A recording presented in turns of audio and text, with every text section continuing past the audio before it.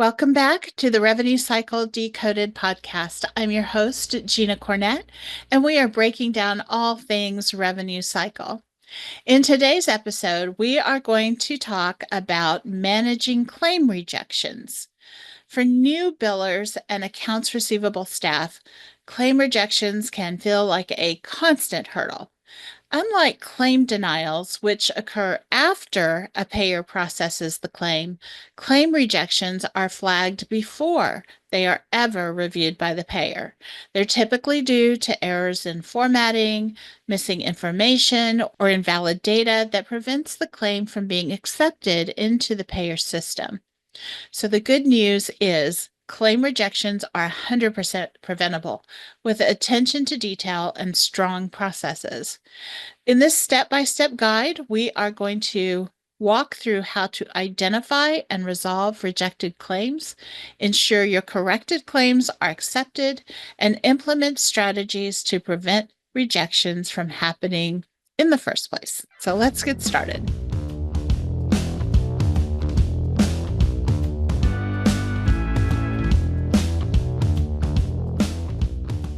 So the first step in managing claim rejections is knowing how to spot them. A rejected claim will be flagged by your clearinghouse or your payer system before it ever reaches the payer's review stage. And here's how to identify them. On your clearinghouse reports, most billing systems or clearinghouses generate daily rejection reports. These show claims flagged with errors during submission. Rejections often come through the electronic data interchange files, or the EDI files, with detailed error messages. And many systems also provide real-time notifications, so you'll get instant rejection alerts, allowing you to address issues quickly. To stay on top of rejections, I recommend reviewing your clearinghouse reports daily. Rejections that sit unsolved can lead to missing filing deadlines, costing your organization time and money. Once you've identified a rejected claim, the next step is understanding why it was rejected. So here are the most common reasons. Missing or invalid data. Errors like an incorrect insurance ID, date of birth, or patient demographics are common reasons for rejections. Formatting errors. Claims that don't meet HIPAA or payer-specific formatting requirements. Mismatched information. Patient details don't match what the payer has on file. Or inactive coverage. The patient's insurance policy isn't valid for the date of service. So here's an example. Let's say you submitted a claim, but the rejection message says subscriber date of birth does not match payer records.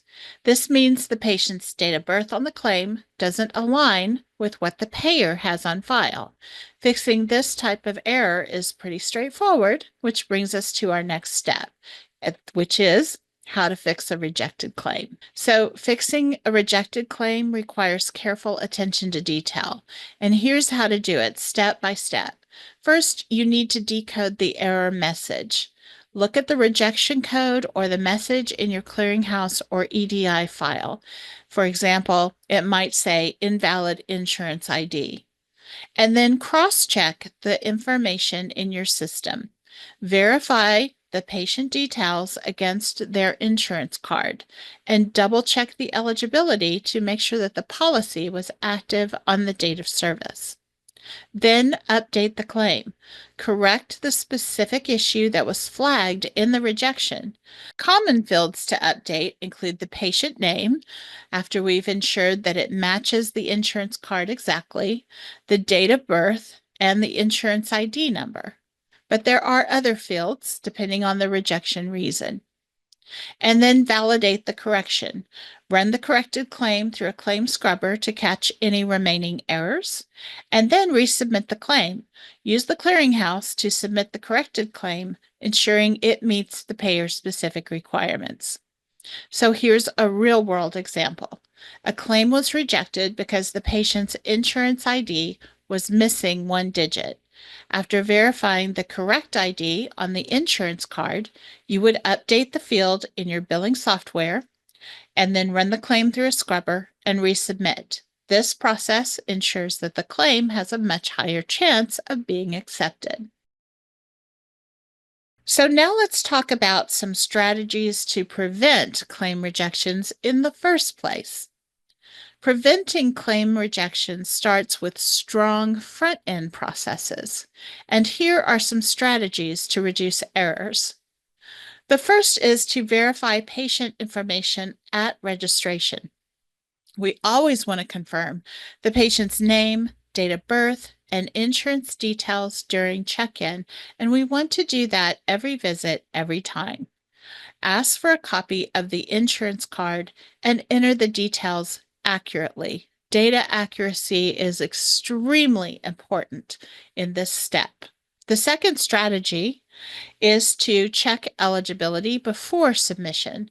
So use your eligibility verification tools to confirm active coverage on the date of service. The third strategy is to use claim scrubbers. And claim scrubbers are just software programs that review the claim against payer requirements. Automated scrubbers will flag errors like invalid codes or missing data before submission.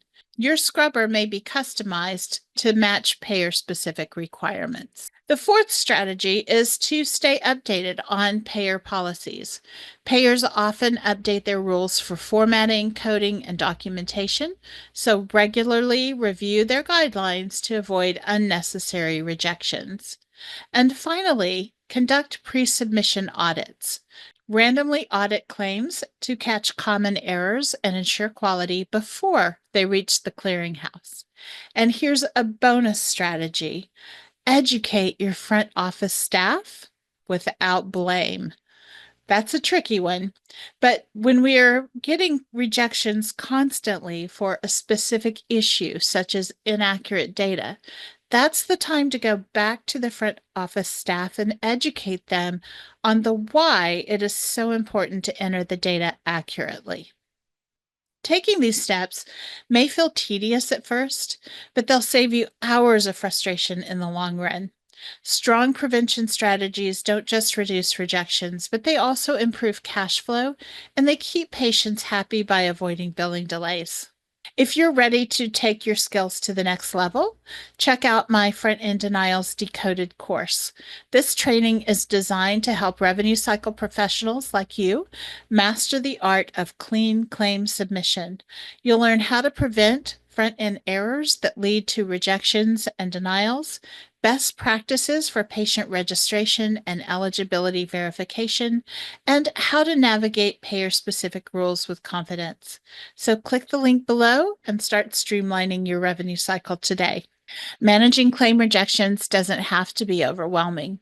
By identifying rejections early and understanding the reasons behind them, correcting errors accurately, and building strong prevention processes, you can keep your revenue cycle running smoothly. If you have questions about your claim rejections and denials, or you have more insights to share, please feel free to join us on the Revenue Cycle Bootcamp Facebook group.